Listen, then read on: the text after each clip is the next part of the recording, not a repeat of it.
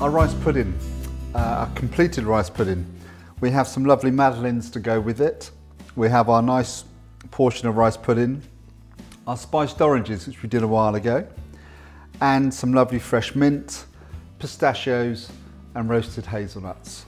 So visually what I'm looking for is something that's not going to be too intimidating on a plate, especially with rice. Sometimes you need to put less on. It's actually quite filling and it can be quite overpowering. So you want a smaller amount, but you want bursts of flavours coming through this rice. So with that, we have the mint, but of course we've got those lovely savoury spiced oranges.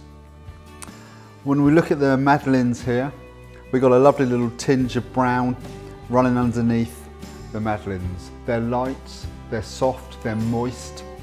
They haven't been overfilled when baked. The two marry beautifully well together. If I just take a spoonful.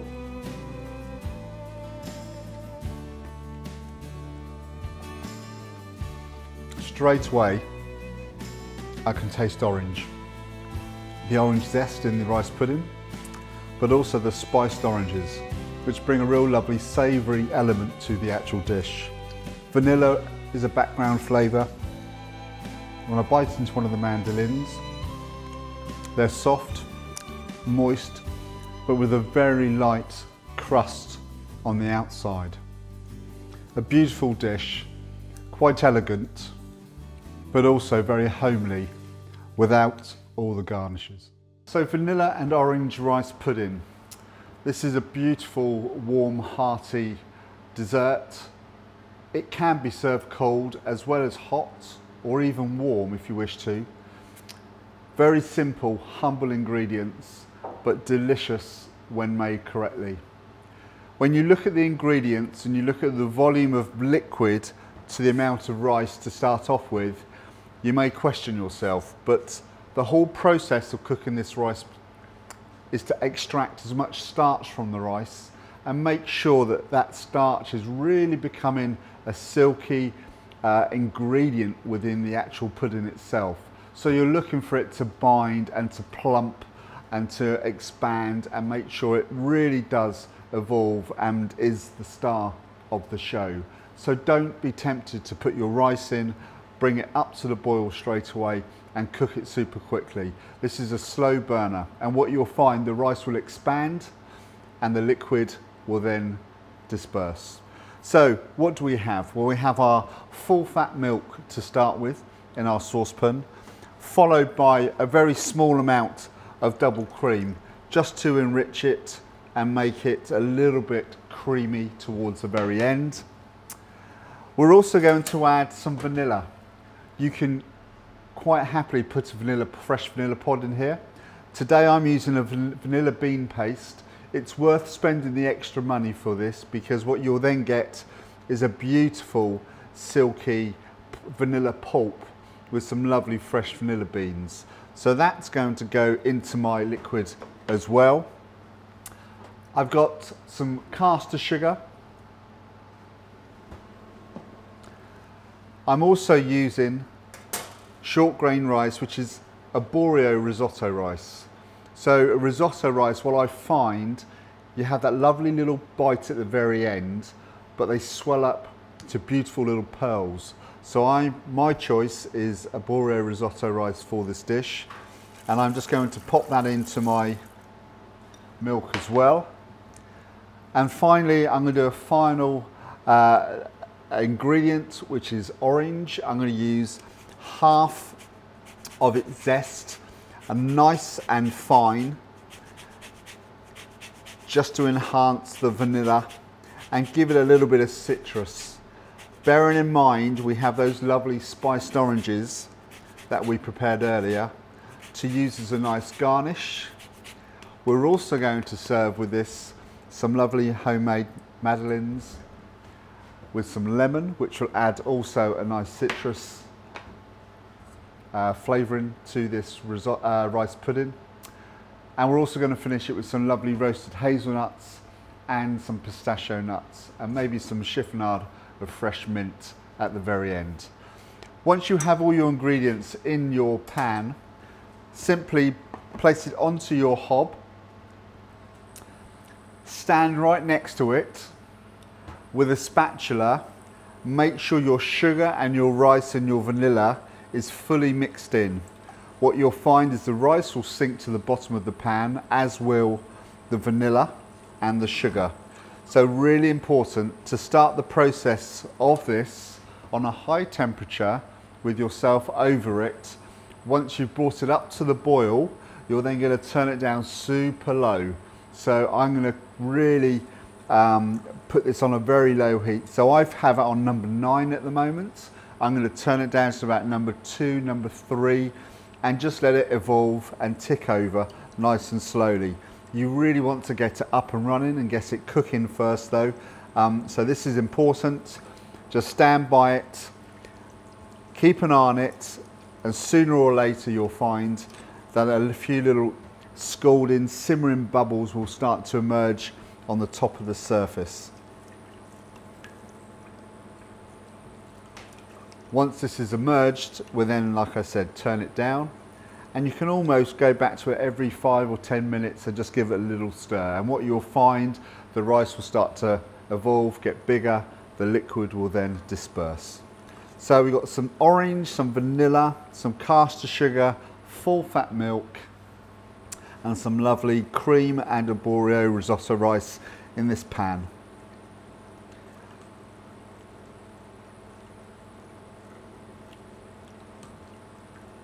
Just coming up to the boil now, keep stirring. And at this stage, I'm going to turn it down nice and low. I'm going to come back to it every 5 to 10 minutes.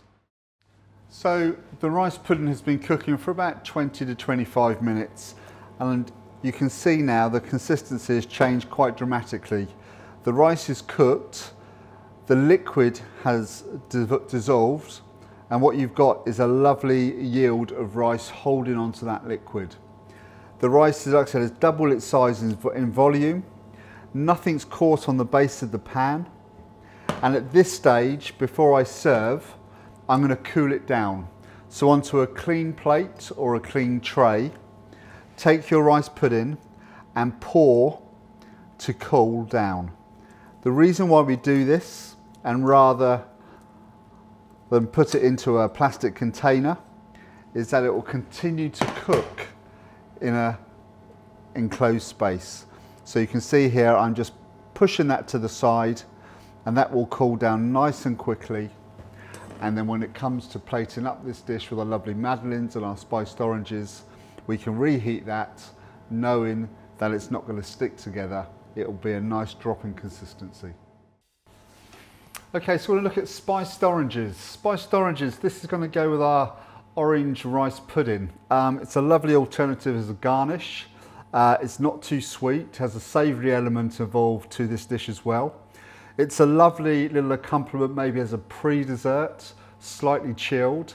You can always mix your citrus fruits up with this, so you could put some grapefruit with this if you wish to, maybe small tiny amounts of lemon and lime. Some blood oranges will go nice as well. Your choice, whatever you fancy. But what we have here are some lovely oranges. We have some thyme, some rosemary, I have some sugar, and I have a few little aromats. So we have some star anise, some cinnamon, and some white pepper. Into my pan, I'm going to pour in my water, and to that pan I'm then going to add my sugar. So I'm looking for a savoury syrup here. I'm not looking for a sweet syrup to go for a dessert on its own, something that's going to be slightly different and add a different angle to your rice pudding. I'm also going to add my peppercorns, my star anise, and my cinnamon stick as well.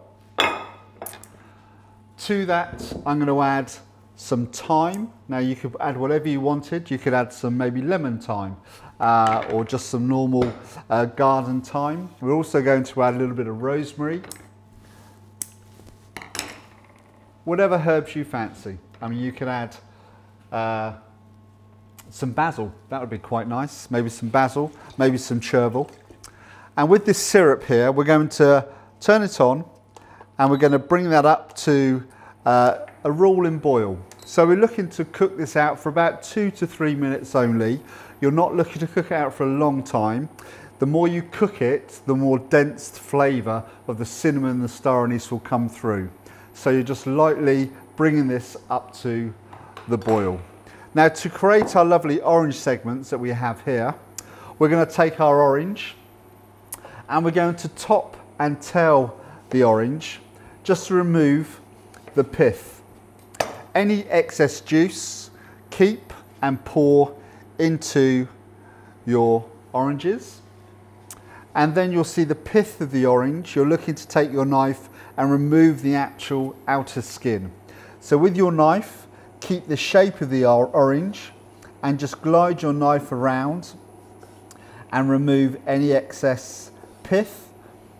And we're going to keep that pith and we're going to squeeze all the excess juice into our oranges as well. So just keep going round. And you should have a lovely round shape to your orange.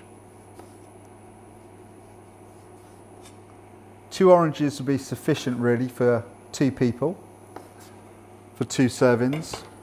Any excess, like I said, squeeze, don't waste any. All of that juice will add some nice syrup. And with the remaining syrup, what I've often done in the past is made a sorbet into it as well. So then take your orange and you can see the natural lines of the oranges here, and you're going to take your knife on a 45-degree angle and you're going to cut into the center of the orange both sides, which then creates a lovely orange segment. So 1, 2, and you just follow the natural seams all the way around the orange. You may come across maybe a pip, so you can always just stop at the point of cutting into it.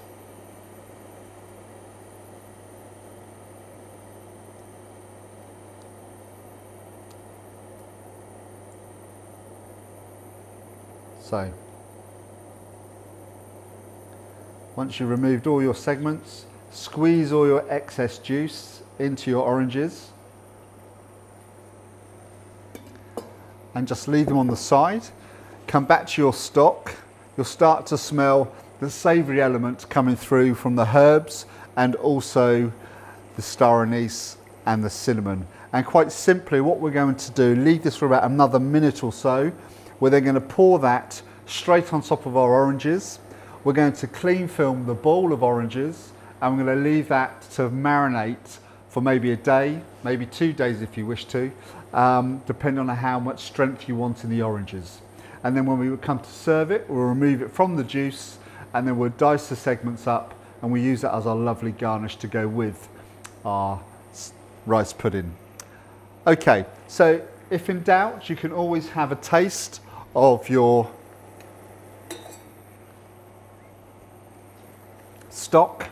And again, what we're looking for is that savoury element to come through. I'm happy with that. Hasn't taken long at all. You're then going to pour on top of your oranges. And whilst it's still warm, you're going to clean film it and just forget about it. And those oranges will remain full and remain whole.